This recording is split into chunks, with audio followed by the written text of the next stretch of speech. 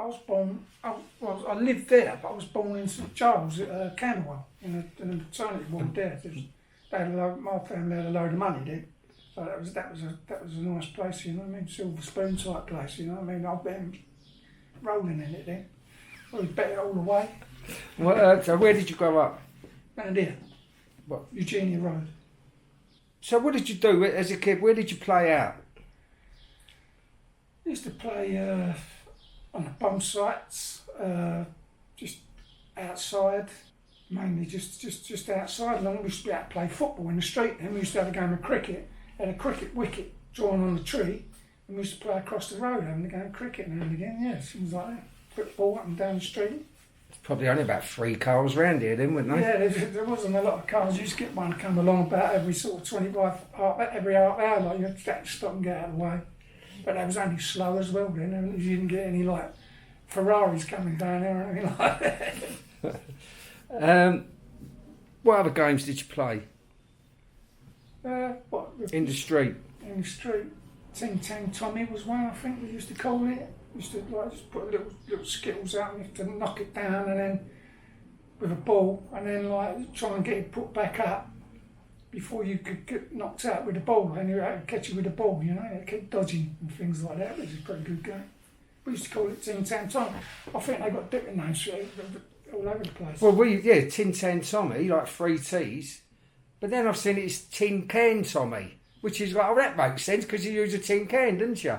But everyone used Tin Tan. Use anything, like if you didn't have a tin can, you just about put 3, like make a wicket, like three little bits of wood with a bit of wood across the top, which made it difficult. You had to spend a little bit of time to balance that one across the top, you know, get it out.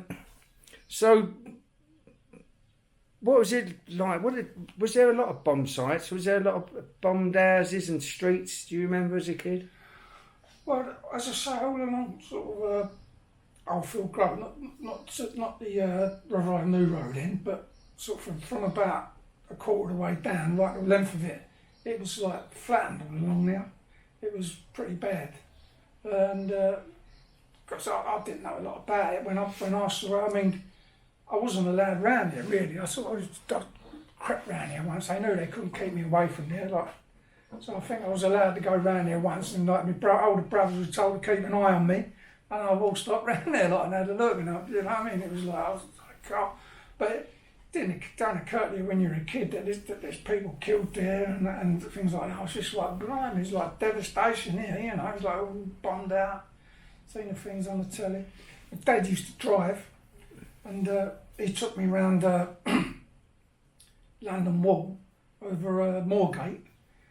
Which was it pretty badly, and I had a look over there, and they were clearing it time I went over there, and it was just like just sort of rubble piled up. It wasn't like as it was around there, like as it was after it had been bombed. You know what I mean? That had been sort of like left around there. I mean, you might have had a few people going over there, seeing if they could find any decent doors or things like that to take.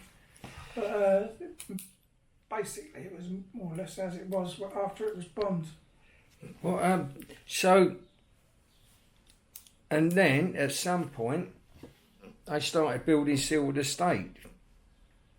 Yeah. And knocking down most of the houses. And so, what was your earliest memories of when you see that the flats go up? Well, the first thing I remember about that was like they cleared all those prefabs. The prefabs that were opposite me in Eugenia Road were all cleared away, and they flattened it to make that was a record. Well, it was they made it into a bit of recreation ground, a little swing park, football pitch over the back of it, and just a bit of grass to have a sort of lie out on. But when they'd done it, because when they first done it, it was all earth. And they had a pot where they had the drops over there, like moving it all, like flattening it out and all that. They had a big pile of earth at one end. And I was watching this guy for a little while doing it, flattening it all out. And all of a sudden, he's jumped out of the drop, right? Started running, just in a straight line. And I was sort of standing at my door, looking at him, right? and he's gone, "Ticker!" And he's just kept running. He just kept running. This bloke's ticking. Like, and he was gone and up, but I didn't understand like what he was going on about. Like, you know, I was, anyway. He's dug up a bum, hasn't he? Like, and I think it was the next day or the day after. It's still there. No one's done anything, and like they can't keep us in, can they? Like the kids and that. So all I know there was a bloke named Chris. What's his name? Chrissy Hawley. There was Raymond Hawley, Colin Hawley. I think it was Chrissy Hawley. Similar name to mine, and my next door neighbour Danny. And we've gone over there like we haven't got a clue what's going on, and we found his bomb. It was sort of like when you have a struggle to stand it up. It was like chest height to us, you know. I mean, we didn't know what it was. It was like a cylinder, a round bit on top, which had fins on it before it went through whatever it went through when it landed. I suppose it took the fins off. So it was just like a cylinder with a ring on top, like a ring like that, about that deep, which had the fins on, but they wasn't on it now. And it stood about that height. Well, I mean, if I was, it was up there with me as a kid. So I was down there. It was probably like about that big. And it was tickling. You could hear, you know, like when a watch is like not working properly and shaking, it goes kick, kick, kick, kick, kick. It was giving it that. This phone. But it was still. I think we half sussed it, but we all didn't know what to do then, like, you know. And all of a sudden, my mum's come out the front door. Come here. And I've gone, well, I said, I'm going, oh, she's going, get in here now. She's doing a right nut. And all of a sudden she slammed the door. Now I realise that bomb goes off, our house is going to fall down, you know what I mean? If like the compression gets in there or whatever. She slammed the door, and let's be honest, there was a greengrocers on the corner. And where this bomb was, it was sort of, and it just past the angle of the corner. So my cousin's standing on the corner of the wall like that, hands like that. He's going, Christopher, come here, and I'm going, and Danny's run off to his nan's house. His nan's come out. He's gone off, and there's me and Hawley there. All his brothers come over. He's dragged him away. I think it was Kenny Hawley. Kenny, yeah, it wasn't Colin, it was Colin Hawkes, wasn't it? Kenny Hawley, and Terry just got Terry away, and Chrissy Hawley, I think his name was, or Terry Hawley, and they dragged him away, and my cousin's calling me, like, because if the bomb goes off, he's the blast might have just like the wall would have stayed. He'd only have to step back and the wall would have stayed, and he wouldn't come any further than that. And he's going, come here. Anyway, I went over there and he's dragged me. Because their houses used to live in St Helena Road, which backed on to the gardens, were backing onto the ones on our street in Eugenia. And yeah, they dragged me round the back, passed me over the fences, battered me a little bit, like, passed me over the fences, and I was back indoors, yeah. So, if the Hawleys were there and the Hawks, Sketchley must have been built then. Yeah, I think Sketchley was built then, yeah. So, son, you're now like grown up as a kid. You've got a little bit more freedom, and the estate's built. But it was built more or less, yeah. The houses were getting knocked down. You know, we'd moved up the road to Deptford when I was about 9. I think we moved to Deptford, and then I still used to knock about around there. Obviously, I still go to school in Rotherhithe. It's only like a 5-minute bus ride, and I used to knock about around there with a few of the blokes at school. You yourself, Gary Brown, wasn't there? A few others like that. What did you get up to then that you shouldn't have done? What was now your world was a bit wider, wasn't it? Yeah. Picking up, playing with bombs, but yeah, I started playing football. I used to play football for Rotherhithe. I used to play for Bermondsey football. Then I went to Creedon because 3 of my older brothers went to Creedon. So I went to Creedon School. They were trying to get me to go to South East London, which was around the corner. Well, I lived in Deptford, but I didn't really want to go there. Gary Brown went there. You went there, didn't you? South East London. Anyway, my brothers was at Creedon, so I went Creedon. Played football at Creedon. Used to go to the Keys Club, we used to call it, which is at the bottom of River High School. Used to be on of an evening. Like a little youth club there. Used to play table tennis there. Played table tennis for South London. In the South London finals, I got in table tennis South London. Got to the quarter finals. Under 12s it was. A few of us done that. Me, Jetty Reeves, Johnny Baxter. We was all good, and we all got through. We all got into that. And you know, that was about it. I can't remember doing much more after that. I had some Dad. It was a bad period of me, that, because by the time we left here, Dad became ill, diabetes, and that, and he was in hospital like shortly after we went to Deptford, and he eventually died in hospital like age 52. So that was when I was 13. So then you go up the rails a little bit, didn't you? You know what I mean? And basically, it was me older brothers trying to keep me in order, and I wasn't having a lot of that. So so I just fumbled along really. Weren't you at Croydon when they joined up with Tower Bridge as well? Yeah. So yeah, it was. Yeah. Then where'd you go? Well, it was the first and second years. I think it was stayed at Croydon, and then the rest went to Tower Bridge, which was Tower Bridge Schools, Riley Road, up near Druid Street, all around that way up there. And that wasn't too bad, you know what I mean? Oh, I thought they all joined and made Scott Digit. Yeah, no. First of all, it was like up to the first 2 years at Creedon, and the rest at Tower Bridge. Then they opened Scott Lidget, and I'd done my last term at school at Scott Lidget. They were trying to get us to stay on. They didn't have any fifth years. They were trying to get us. It was the last year you could leave at 15. That's funny. When I left Rotherham, it was the first year that didn't have to do the 11 plus. Well, you couldn't do they wouldn't let a lot of people do the 11 plus. I don't know what that was all about, but I never done it. My older brother Peter done it, and I think Lowell done it. Peter went to grammar school, went to Rains Grammar School. Lowell, I don't know if Lowell done it, but I know mine was the first year you couldn't do it, and it was the last year you could leave it. When I was 15, it was that was 11, and when I was 15, it was the last year you could leave at 15, and I left.